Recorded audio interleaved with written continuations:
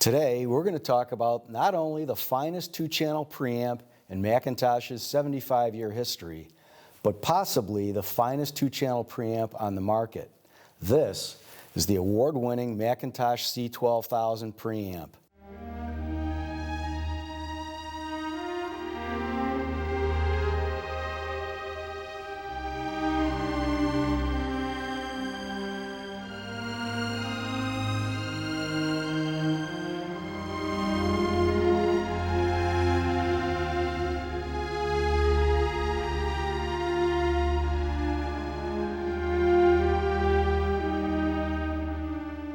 When a well-known reviewer writes in his review that he didn't send the sample back, but instead kept it so he could put it in his own personal system, that tells you a little bit about just how good this preamp is. I'm Joe with Gramophone. We're glad you're along for the ride. Let's dive in. We'd love to have you come visit us at Gramophone and audition not only this product, but this product in this system at our Experience Center in Timonium, Maryland. We built the Experience Center because, number one, a lot of vendors of high-end goods don't necessarily put the finest products from that manufacturer on display, which we have here. But secondly, the Experience Center is by appointment only, so you can audition this gear without ringing telephones and blaring car stereos and all those other sorts of things. It's a wonderful environment to audition equipment. We'll put a link in the description, and we hope to see you soon for an audition. Bring your favorite records. So before we dig into the details, who is McIntosh? Well, McIntosh is one of the most iconic brands in our industry. For 75 years, they've been building the finest products out there. They're legendary both for their sound quality and for their build quality. Many McIntosh owners are still enjoying their products decades later and planned on bequeathing them to their grandchildren. McIntosh products hold their value, and I sure wish I hadn't sold my MR78 tuner and MA6200 amplifier all those years ago. You can see that this is actually a two-chassis preamp. That's unusual for a preamp, but not unusual for a high-end preamp. It's a fully balanced preamp all the way through. And it's a dual mono preamp. You can actually see the separate tubes for the left and right channels here. So this upper box is what we would call the pure preamp part of the system. This is where you actually are going to connect your sources, connect your power amplifier, and so forth. And that's going to keep everything with the audio signal completely isolated from any noise generating components of the system. And before we go any further, let's just say something about the iconic look of McIntosh products. When you look at a McIntosh, you know it's a McIntosh. The stainless steel chassis, this patented process that McIntosh has for applying the black behind the glass, so you're never afraid of it wearing out. The blue meters, the backlit green, it all adds up to the iconic look of a McIntosh, and that does add to the pride of ownership when you buy a McIntosh. So this lower chassis is where you're actually doing all of your controls, where you're changing your input to select a different source, where you're changing your volume. But this also houses any of the noise-producing components that you might find in a preamp. So the power supplies for the left and right, the data connections to other McIntosh components in the system, all that is now completely mechanically and electrically isolated from the pure signal part of the preamplifier. And that's what gives this product its vanishingly low distortion specifications.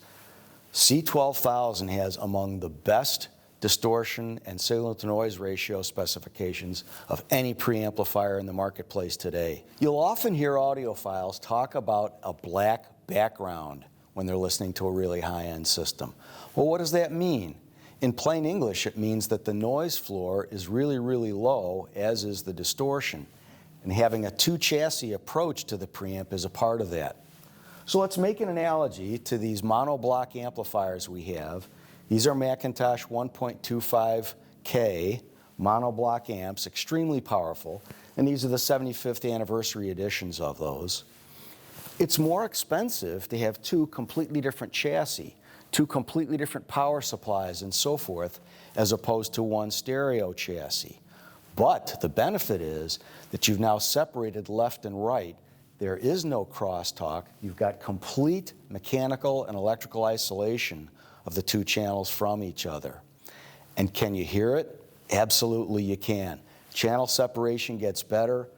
You know, the flute on the left-hand side and the clarinet on the right with the oboe in the middle, that sort of thing comes through very clearly when you're listening to a premium system. And it's part of why McIntosh started building two chassis preamps. So we do have to connect these two chassis, and there are a pair of special umbilical cords that McIntosh provides that connect the two together so that they can work as one. But again, everything is completely separated, both in terms of the two chassis and in terms of left and right. So there are separate microprocessors for left and right channels, separate power supplies, and so forth, all with the objective of keeping the signal path as pure as we can possibly keep it. Let's also mention, is this a tube preamp or is it a solid state preamp? In fact, it's both. McIntosh refers to this as hybrid drive. So there's a lot of controversy amongst audiophiles about which is better, to have an output stage that is fully tubed or solid state. The beauty of this product, with C12000, you get to choose. Now, why might you want to choose? Well, there's a number of different reasons. First, let's think about the recordings that you have in your collection.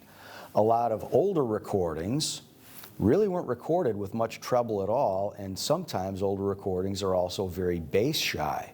If you listen to an old Beatles or an old Rolling Stones record from the 60s, those drums don't sound anything like what drums sounded like 5 to 10 years later. And secondly, different loudspeakers have different characteristics. Your speakers might lean a little bit more towards the sort of forward type of sound that you'll get from a more treble-based speaker. Other speakers are somewhat bassier. Which is going to sound better? It might partly depend on your speakers and even your environment. Some folks live with very spare furnishings, wood floors, and so forth. That can be more reverberant or reflective. So McIntosh gives you the ability to choose the output stage that you want, tube or solid state. It's totally up to you, and that ability to choose is a part of the beauty of this product. Because you're passionate about audio and video like we are, we love having you along for the ride. So if you're enjoying this video, please like and subscribe. That helps us out a lot. And click the little bell icon so you're always notified of our upcoming content. Now let's talk about the fun part. What happened when we sat and listened to some music? So first let's set the stage by talking about the associated equipment a little bit. Sonus Faber's outstanding AIDA 2 speakers. As a source, we used the McIntosh MT5 turntable and Hi-Fi Ro's excellent 150B streamer. McIntosh 1.25K monoblock amplifiers, the 75th anniversary editions as we discussed previously. And of course the all-star of today's show, the C12000 Preamplifier. So we did most of our listening in solid state, and I want to just show you how easy it is to change from a solid state to a tube output. You can see, of course, you've got the volume here on the right, input selector on the left, and below the input selector it says trim. So you see when we move that, here we are, main output, solid state. But moving over to adjust and just turning it to the left, you can see how easy it is to change to a tubed output stage. Now, people a lot of times want to know, well, which one sounds better? It's totally up to you, to your system, to your musical taste, to your records, and you can see that it's so easy to change the output stage in a moment's notice. So when we listened, one of the first songs that our salesman Mark and I listened to was Christine McVie singing an all-time Fleetwood Mac favorite of mine, Oh Daddy. I love that song. Her voice sounded so pure. It was the best I've ever heard that song. John McVie's bass is just so simple. It's not a complex bass line, but it sounded so natural and so good when we listened to it on this system. A second song, John Gomm's Passion Flower. So this is a song with a lot of acoustic information, and the sound stage was big, as in huge. He's also doing some very percussive stuff with his guitar, and the initial attack of those notes was just so sharp and clear without seeming overly bright at all. It sounded fantastic. A third song, Dire Straits on Every Street. This song had us almost imagining that Mark Knopfler was in the room with us singing. I know that's kind of a cliche, but his voice sounded so natural that you really could envision him standing right there.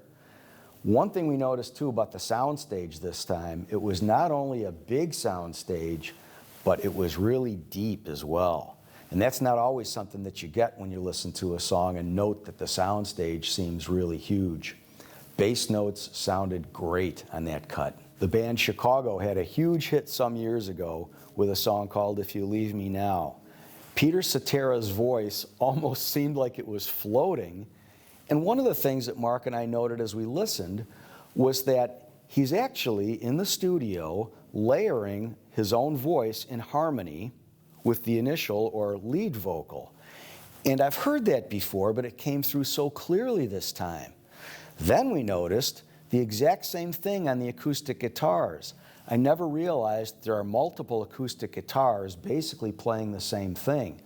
But the stereo separation was so good that you couldn't help but notice those multiple acoustic guitars. And this is something that you really get when you're listening to a premium system. You start noticing details that you've just really never heard before. On Marson's acoustic guitar cover of the song Toccata from Bach, you get a lot of not only his acoustic guitar playing, but this very percussive stuff that he's doing as he thumps on the guitar. It just jumped off the page at us how clear and crisp the initial attack of those notes was. And again, going back to that idea that you really get a lot of detail when you're listening to premium gear. Now let's talk about connections, because McIntosh C12000 is about the most flexible preamp that we've seen. It is an analog-only preamp. You need to be aware that there's no DAC in here, but that's okay because that's a part of what makes it such a noise-free preamplifier. You have six, count them, six balanced inputs plus 4 RCA inputs, and you still get 2 more completely configurable phono inputs. You can use one for moving coil and another for moving magnet, or maybe you've got one high output moving coil cartridge and one low output moving coil cartridge. You can adjust the gain, the capacitance, and resistance as needed. This is a preamp that is as flexible as you would ever need it for the sources you're using today or others that you might acquire later. There's one more functionality I want to point out because I love listening with headphones. You get an outstanding headphone amplifier with this preamp, and a cool little feature that McIntosh has right here, you can actually change the amount of spatial information that's coming through in your headphones. I was listening with an excellent pair of Focal Celeste headphones, and when I changed this, depending on the song, it sometimes really got much more interesting in terms of the left and right separation and the sound stage, if you will, that you're hearing with your headphones.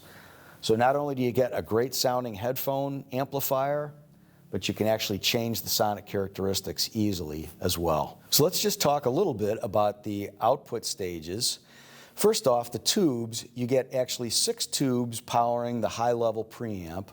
So it's 2 12A T7 tubes and 1 12AX 7A tube for the left channel, and then the same complement for the right channel.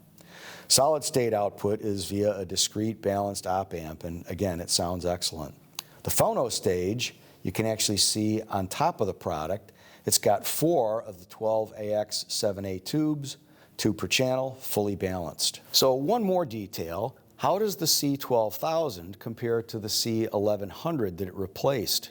Well, it's basically 3 things. One, obviously, is you get to choose whether you want the output stage to be tubed or solid state.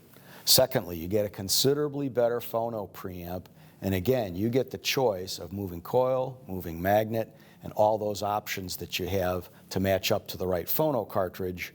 It's a great sounding phono preamp. Third, you get these cool handles as well. Who is the customer for the McIntosh C12000 preamp? Well, if you're not choosing some of the finest speakers in the marketplace and some of the finest amplifiers and so forth, then obviously this product isn't for you. But if you are choosing some of the finest associated products on the market, whereas a lot of customers, it seems to us, fully understand that great, big, powerful amplifiers can make a real difference in what you hear when you listen to music, a lot of people don't seem to really understand just how big of a difference a great preamplifier can make.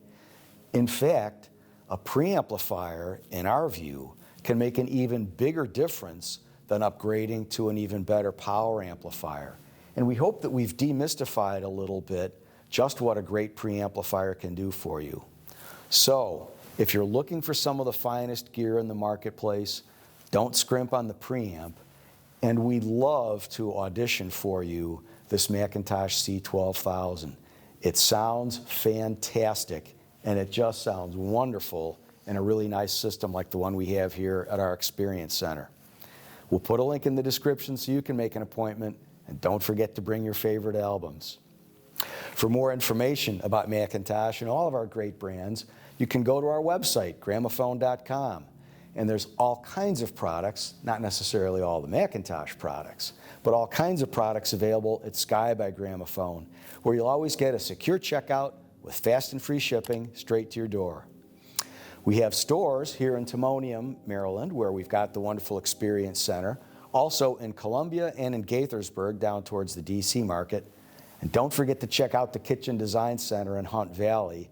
We'll have the grand reopening of that shop this spring, and it's going to look fantastic. Thank you so much for joining us today. We hope you've enjoyed this video, and we look forward to seeing you soon.